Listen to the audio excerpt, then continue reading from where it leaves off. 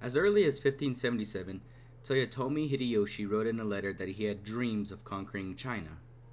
But at this time, he was just one of Oda Nobubanga's generals.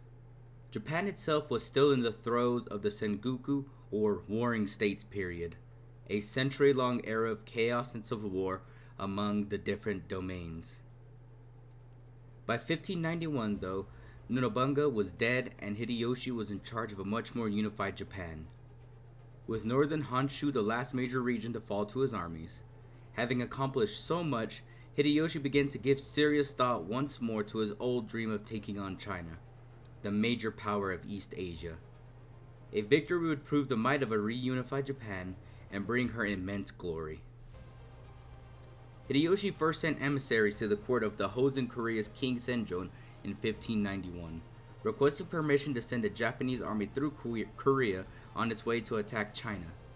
The Korean king refused. Korea had long been a tributary state of the Ming China, while relations with Sengoku Japan had seriously deteriorated thanks to incessant Japanese pirate attacks all along Korea's coast. There was simply no way that the Koreans would allow Japanese troops to enter their country as a staging ground for an assault on China. King Senjo sent his own embassies to Japan in return, to try and learn what Hideyoshi's intentions were. The different ambassadors returned with different reports, and Senjo chose to believe those that said that Japan would not attack. He made no military preparations. Hideyoshi, however, was busy gathering an army of 225,000 men. Its officers and most of the troops were samurai, both mounted and foot soldiers, under the leadership of some major daimyo from Japan's most powerful domains. Some of the troops were also from the common classes, farmers or craftsmen, who were conscripted to fight. In addition, Japanese workers built a huge naval base on western Kunshu, just across the Tsushima Strait from Korea. The naval force that would ferry its enormous army across the strait consisted of both men of war and reconquisted pirate boats, manned by a total of 9,000 sailors.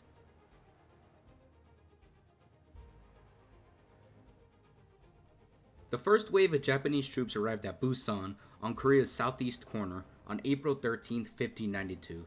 Some 700 boats offloaded 3 divisions of samurai soldiers who rushed Busan's unprepared defenses and captured this major port in a matter of hours. The few Korean soldiers who survived the onslaught sent messages running to King Senjo's court in Seoul, while the rest retreated inland to try to regroup. Armed with muskets against Koreans with bows and swords, the Japanese troops quickly swept towards Seoul. About 100 kilometers from their target, they met the first real resistance on April 28th, a Korean army of about 100,000 men at Cheongju. Not trusting his green recruits to stay on the field, Korean General Shipbrand staged his forces in a swampy Y-shaped area between the Han and Taelikshon rivers. The Koreans had to stand and fight or die. Unfortunately for them, the 8,000 Korean cavalry riders bogged down in the flooded rice paddies, and Korean arrows had much shorter range than the Japanese muskets. The Battle of Cheongju soon turned into a massacre. General Shin led 2 charges against the Japanese, but he couldn't break through their lines. Panicking, the Korean troops fled and jumped into the rivers where they drowned or got hacked down and decapitated by samurai swords. General Shin and other officers committed suicide by drowning themselves in the Han River. When King Senjo heard that his army was destroyed and the hero of Jurchen Wars, General Shin's ship, was dead, he packed up his court and fled north. Angry that their king was deserting them, people along his flight path stole all of the horses from the royal party. Senjo didn't stop until he reached Imjin on the Yalu River, which is now the border between North Korea and China. Just 3 weeks after they landed at Busan, the Japanese captured the Korean capital of Seoul, which was then called Hansong. It was a grim moment for Korea.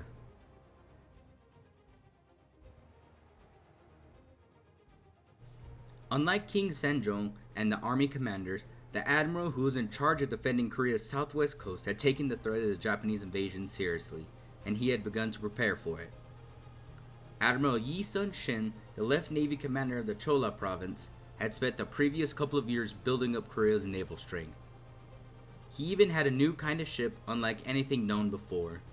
This new ship was called the Kobuk Sun, or Turtle Ship, and it is thought to be the world's first ironclad warship.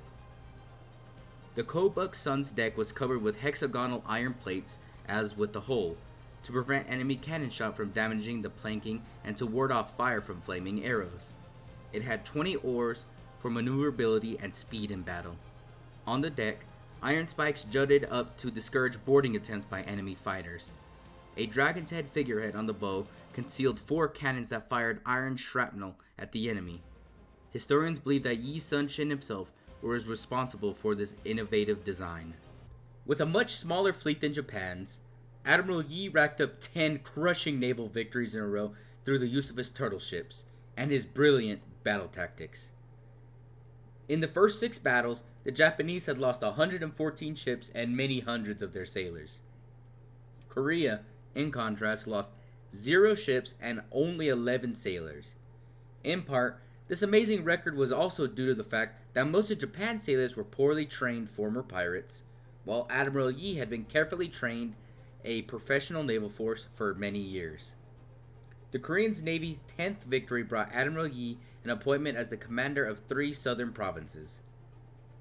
On July 8, 1592, Japan suffered its worst defeat yet at the hands of Admiral Yi and the Korean Navy. In the Battle of Han-so-do, Admiral Yi's fleet of 56 met a Japanese fleet of 73 ships. The Koreans managed to encircle the larger fleet, destroying 47 of them and capturing 12 more. Approximately 9,000 Japanese soldiers and sailors were killed. Korea lost none of its ships, and just 19 Korean sailors died. Admiral Yi's victories at sea were not simply an embarrassment for Japan. The Korean naval actions cut off the Japanese army from the home islands, leaving it stranded in the middle of Korea without supplies, reinforcements, or a communication route. Although the Japanese were able to capture the old northern capital Pyongyang on July 20th of 1592, their northward movement soon bogged down.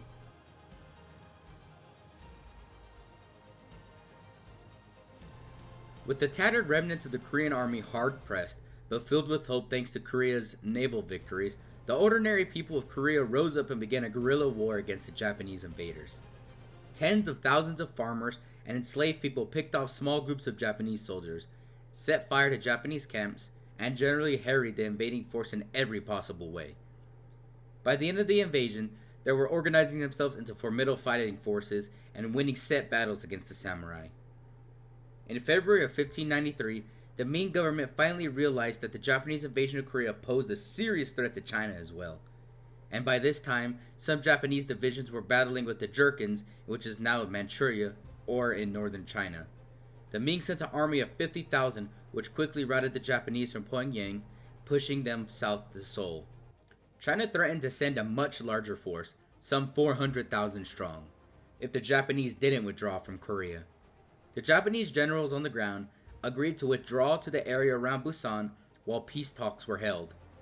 And by May of 1593, most of the Korean peninsula had been liberated, and the Japanese were all concentrated in a narrow coastal strip on the southwestern corner of the country. Japan and China chose to hold peace talks without inviting any Koreans to the table. In the end, these would drag on for 4 years, and emissaries for both sides brought false reports back to their rulers. Hideyoshi's generals, who feared him increasingly, erratic behavior, and his habit of having people boiled alive, gave him the impression that they had won the Imjin War. As a result, Hideyoshi issued a series of demands. China would allow Japan to annex the 4 southern provinces of Korea, one of the Chinese emperor's daughters would be married to the Japanese emperor's son, and Japan would receive a Korean prince and other nobles as hostages to guarantee Korea's compliance with Japanese demands. The Chinese delegation feared for their lives if they presented such an outrageous treaty to the Wanli emperor, so they forged a much more humble letter in which Hideyoshi begged China to accept Japan as a tributary state.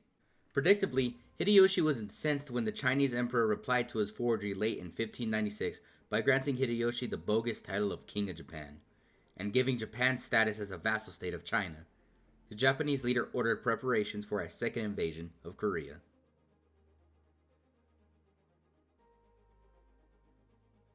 On August 27, 1597, Hideyoshi sent an armada of 1,000 ships carrying 100,000 troops to reinforce the 50,000 who remained at Busan.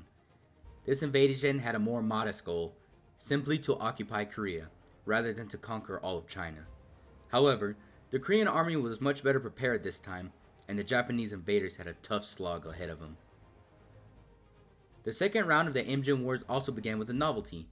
The Japanese Navy defeated the Korean Navy, in which all but 13 Korean ships were destroyed. In large part, this defeat was due to the fact that Admiral Yi Sun-shin had been the victim of a whispered smear campaign at court, and had been removed from his command and imprisoned by King Senjo. After the disaster, the king quickly pardoned and reinstated Admiral Yi. Japan planned to seize the entire south coast of Korea, then march for Seoul once more. This time, however, they met a joint Joseon and Ming army at Jingsan, now Cheonan, which held them off from the capital and even began to push them back towards Busan. Meanwhile, the reinstated Admiral Yi Sun-shin led the Korean Navy in its most astonishing victory yet at the Battle of Ming in October of 1597. The Koreans were still trying to rebuild after the lost fiasco. Admiral Yi had just 12 ships under his command, and he managed to lure 133 Japanese vessels into a narrow channel where the Korean ships, strong currents, and the rocky coastline destroyed them all. Unbeknownst to the Japanese troops and sailors, Toyotomi Hideyoshi had died back in Japan on September 18th of 1598. With him, died all the will to continue his grinding, pointless war. 3 months after the warlord's death, the Japanese leadership ordered a general retreat from Korea.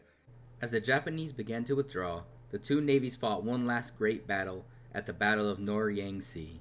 Tragically, in the midst of another stunning victory, Admiral Yi was hit by a stray Japanese bullet and died on the deck of his flagship. In the end, Korea lost an estimated 1 million soldiers and civilians in the last two invasions, while Japan lost more than 100,000 troops. It was a senseless war, but it did give Korea a great national hero and a new naval technology, the famous turtle ship.